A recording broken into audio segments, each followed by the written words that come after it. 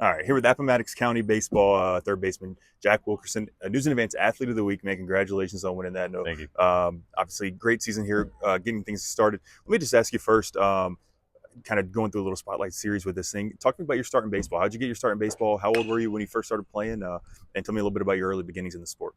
I started around 4 years old. My mom and dad really taught me how to play from a younger age and just worked my way up. Started playing t-ball, t-ball. I guess I was 4 years old when I started, and still playing. Nice. And then how long have you been playing for Appomattox? You played all 4 years of your varsity career. Yeah, well, 3 years on varsity. Freshman year I was on JV, and I managed my seventh grade year because COVID. We couldn't have a middle school team. Gotcha, gotcha. And then second question, I guess, take me through some of your favorite memories playing baseball. I know obviously last year's state championship is probably pretty Yeah, hard to top, but if you have, if you want to talk about that one and maybe a couple of things that stick out, some of your favorite baseball memories. yeah, definitely the state championship. That was one I'll remember forever. And when I was younger, we went to the World Series too in Dixie Youth. I mean, pretty much just being out here with my friends and playing. That's the best memories you can have. Yeah. Take me through kind of your approach to the season and the team's approach in general to this year. Obviously, being the defending state champions, you guys lost, quite a few players from that team, but there are still some pretty important players who came back. I know Owen's back, and quite a couple others. What was the mentality coming into this year? Was it more of, hey, we got a target on our back, or is it, hey, let's build our own legacy here? It was definitely have a target on our back. We know every team wants to be the state champions, and we're just going to come out and compete, Yeah. give them all we got. And then I guess kind of building off last year, I know you were a second team All State player last year. What were some of the things in the offseason that you spent a lot of your time focusing on, and what do you feel like you improved the most upon in the few months in the offseason? I think definitely my hitting I've improved. Started off at 6-9. For last week, that was pretty good. Batting 500, never really done that. Usually Really? started pretty bad and worked my way up.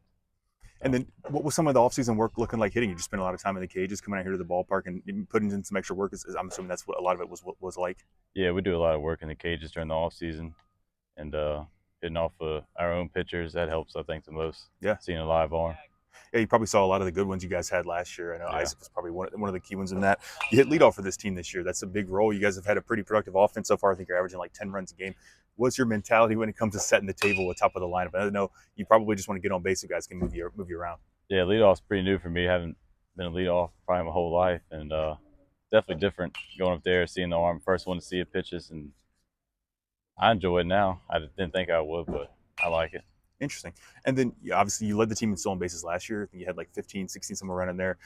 You create havoc on the base paths. What makes a good base stealer? Obviously speed's a big part of that, but take me through a little bit X's and O's. What makes a good base stealer? Usually, the pitcher's timing, pitcher's not always mixing it up. I can usually just count down what their pitch count is and when they're going to throw it, and I get a pretty good jump. It's usually a jump. I'm not the fastest one on the team for sure, but Nice. I get a good jump. Yeah. And then take me off the diamond. How do you relax and unwind whenever you're not playing baseball? Well, after games, we go to Taco Wagon. That's probably the best part when I'm not on doing schoolwork or hunting or fishing, whichever one. Nice. You got to get your NIL deal with Taco Wagon, man. You can do NIL in high school these days. All right, just a couple more questions for you. Who is one person you admire most in your baseball career? Maybe it can be a player, maybe it can be your parents, or maybe somebody you just looked up to in the athletics baseball program. Who's one person you admire most in your baseball career?